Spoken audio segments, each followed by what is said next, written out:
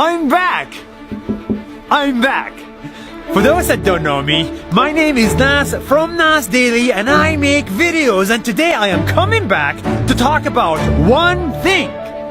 It's this! My face. What's wrong with your face? What's wrong with my face? Nothing and everything. See, the truth is, I grew up brown. I'm brown. I'm not white. And in today's world, if you're not white, you have it a little bit harder in life. I also grew up in a village. And in my village, there's no glass ceiling for us. There's a concrete ceiling. You can only be this successful. People don't expect you to change the world from a village. They expect you to live life and that's it. I'm also not the prettiest. I grew up feeling and thinking that I'm ugly, and it's true, I was ugly, and maybe I am still ugly.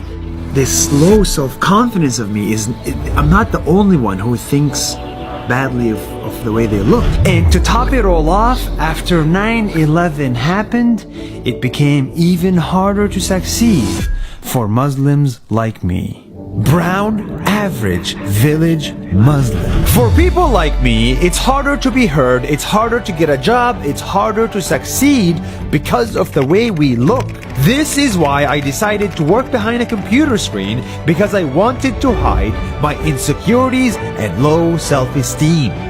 And I'm not the only one.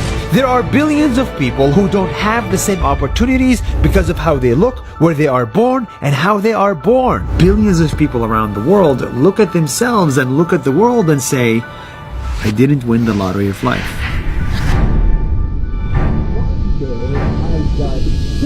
But one day I got sick of hiding and made the best decision of my life. I closed my laptop, bought a camera, and pointed it at my brown face. Once a day, I'm gonna make one video that's 1 minute long.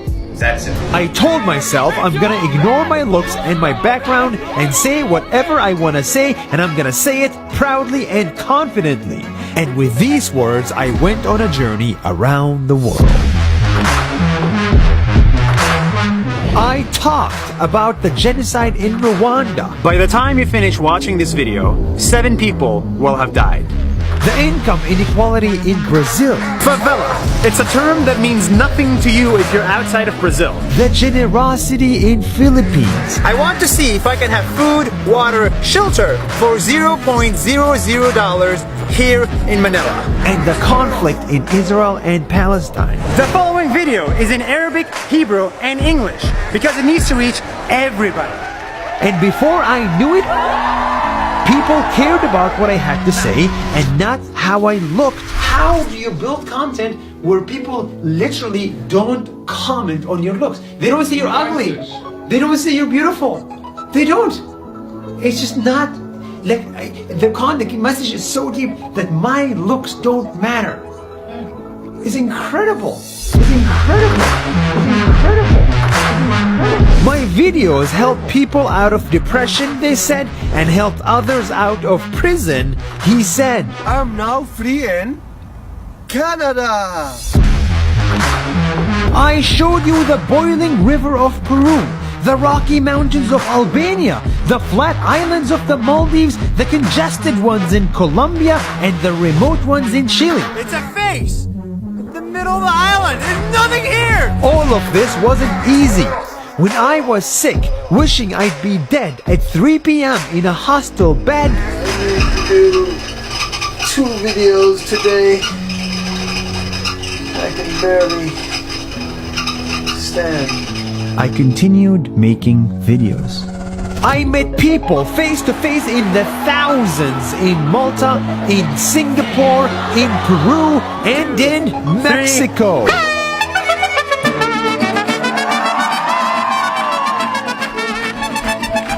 Brown, average, village Muslim. I can really relate to his journey on a personal level. Brings the world back into harmony is important and critical. I love the impact. Nas has a big heart. Huge inspiration for me. The energy, the excitement. I continued and gave 100 underprivileged Filipino kids a fun day with their family. I hosted 300 Jews and Arabs at my home for dinner.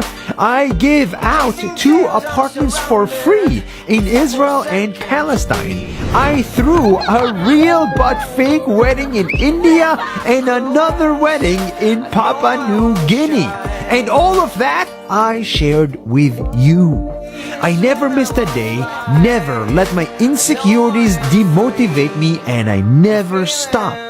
Nas daily videos exploded, and this average face was viewed 4 billion times.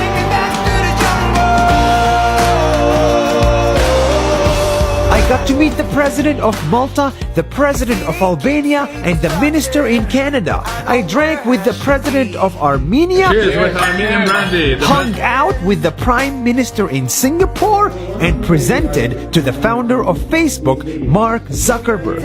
Slowly but surely, my confidence grew. Nothing is impossible if you have a good moral compass. At 5 p.m. on January 5th, 2019, as I went on stage after this 1,000-day journey, brown, average, village, Muslim were no longer in my head. In the real world, at the end of the day, people like us have it harder in life, and women have it even harder. But if we just take control of our destiny and put ourselves out there, I swear to your God and my God that no matter how you look like, where you come from, and what you believe in, you can change the world in your own way. Take me back to the jungle. That's why I'm coming back to make more videos every week for 100 more weeks. And now I'm starting the best media company in the world with my best friends. Because if this village kid can do it, then you can too. See you next week.